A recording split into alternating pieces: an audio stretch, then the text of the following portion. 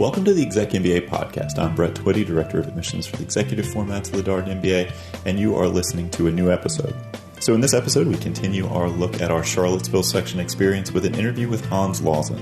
Hans is an EMBA format student in our class of 2019. We asked him what he enjoys about being a member of our Charlottesville section. Of course, if you've been listening to the past few episodes of the podcast, you've likely learned that for at least our EMBA format students in our Charlottesville section, their location is not static or fixed throughout the entirety of the program. In fact, they get to spend a fair amount of time in both Charlottesville and Roslyn. So our Executive MBA or EMBA format students have 18 weekend residencies over the course of the program. If you are an EMBA format student in our Charlottesville section, you actually spend 10 weekends in Charlottesville and 8 weekends in Roslyn. So best of both worlds. As we like to talk about, there's a fair amount of integration in our program, not just across location, but also across format. So if you come for a domestic quarter, which is a quarter when all students are in their base location in our program, you will actually see EMBA and GEMBA students in class together. Of course, our EMBA and GEMBA format students, that's our Executive MBA and Global Executive MBA format, students travel together on the global residencies, and students learn across locations. So just as I mentioned for our Charlottesville section students who spend time in both Charlottesville and Roslyn, Roslyn students also get to come to Charlottesville at the beginning and end of the program for a week-long leadership residency, but also for quarter 9 electives when all electives are offered in Charlottesville. So some complexity to our program, certainly because of all the integration across location and format. But the great thing about it is that you develop relationships with classmates in both locations and in both formats. So you're not just limited to the students who happen to be in your format, who happen to be in your location. You really have all 130 or so students in the program open to you. And not to mention just those students, but also the class ahead of you, Darden alumni generally. So lots of opportunities to form relationships while you're in the program. So without further ado, here is my interview with Hans. Hans, welcome to the podcast. Thank you very much, Britt. It's nice to be here with you this afternoon. All right. So just to get things started, tell us a little bit about yourself and your background. So I am an active duty member of the United States Navy. I've served for about 7 years now, and I am currently stationed at the Pentagon, as well as I have a part-time job at the White House. So a very exciting time to be working in Washington, and it's a great part of my life to have seen some fleet experience out there, driving aircraft carriers and destroyers, and then have been able to do a little policy work here in Washington. So a great time to be in the Navy. So as a student from a little bit of a non-traditional background, what prompted you to consider pursuing an MBA? So I've always had a love of business. My dad was a small business owner for 25 years, and I have several brothers that are in the business field. And I've always felt that I have something to offer to the business community. I've always been intrigued through, in finance and both personal and corporate level, as well as an accounting background. My dad is a CPA. So I've always thought that some of the skill sets that I do have lend well to being a good business owner or a member of the business community. And lots of business schools out there in the world, and you chose Darden. What ultimately attracted you to Darden? So living in Washington, Darden has such a wonderful reputation here. I have several mentors that have gone through the program and have highly recommended it to me. If you want to end up on the West Coast, if you want to live or on the East Coast and you want to live in Washington, D.C., there's no better place than Darden to come. It's a great reputation. Some of the formats that are available make, especially with the Executive MBA program, are very available within a busy schedule, a busy professional schedule for someone to come and take that time to be a student again, and learn, constantly learn as you grow as a professional, but also, gain that extra, merit on your resume as an MBA. Yeah, we talk a lot about the fact that it is on average once a month, these weekend residencies. And of course, the program's a hybrid program. You do about 2/3 in person, 1/3 online. But the students will talk about the fact that it is once a month, right? It's not every other weekend. You sort of plan for the weekend residency, you go away, come back, but you knock it out there. That's a very good point, Brett. There are a lot of other programs that are every other weekend, which is a significant drain on someone's social life or their family life.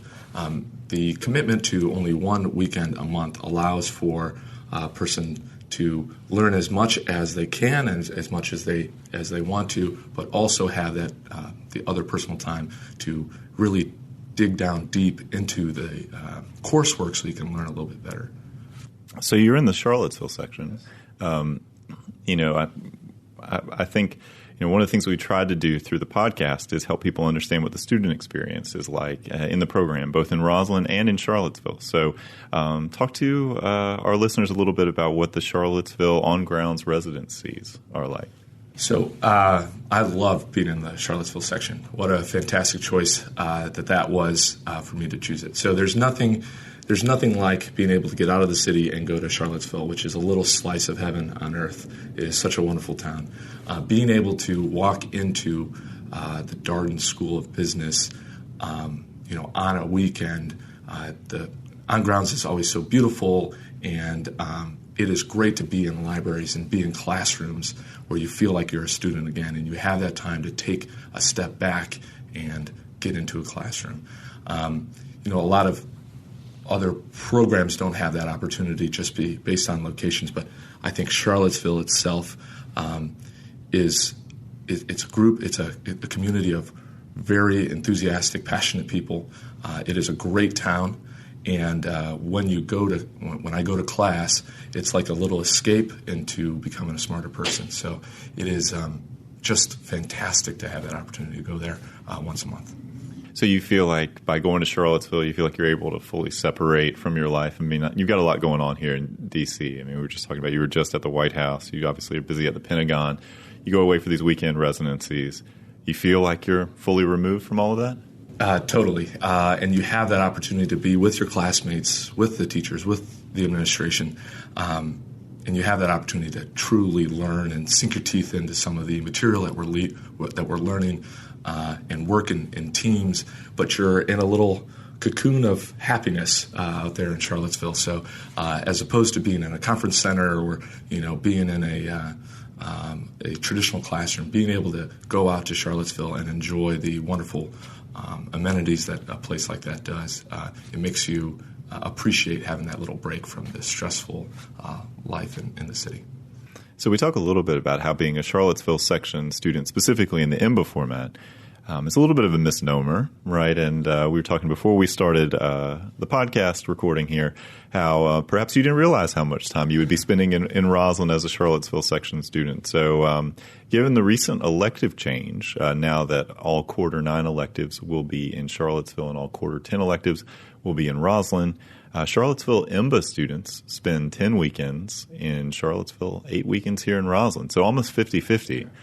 So how has that been, being able to be in both places, experience both places? I think you just multiply everything by 2. So, the Sands Capital Grounds that we are sitting in right now is a fantastic, unbelievable achievement that, due to the Sands family has been able to donate this complex that we're going to live in is going to be incredible for the next generation of Darden students.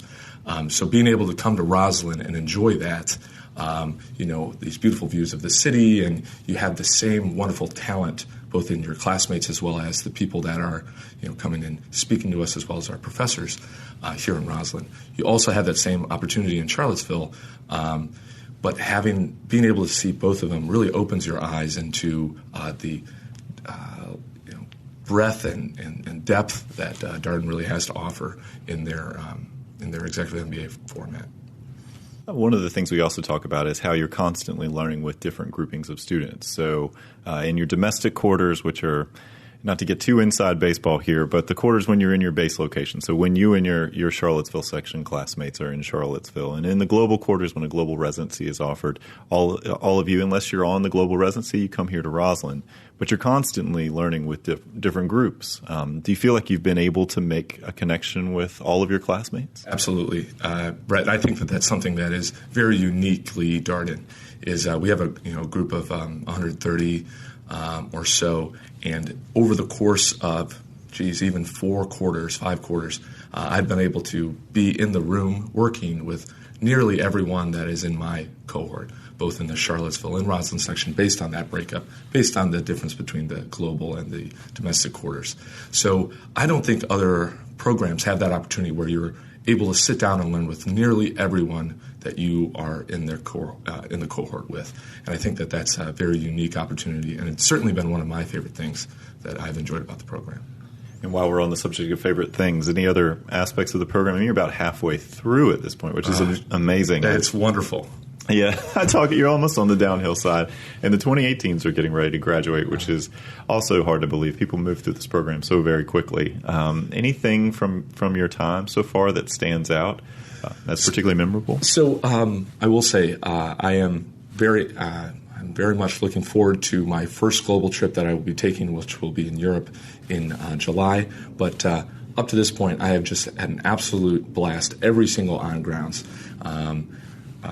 First of all, I'm so lucky to be a part of such a wonderful group of students that are my classmates. Everyone is incredibly smart and well-rounded, talented, but also passionate about becoming a better business person or a better person overall.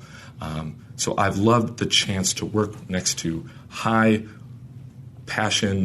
hardworking people that are sitting around me at a learning team meeting or in class.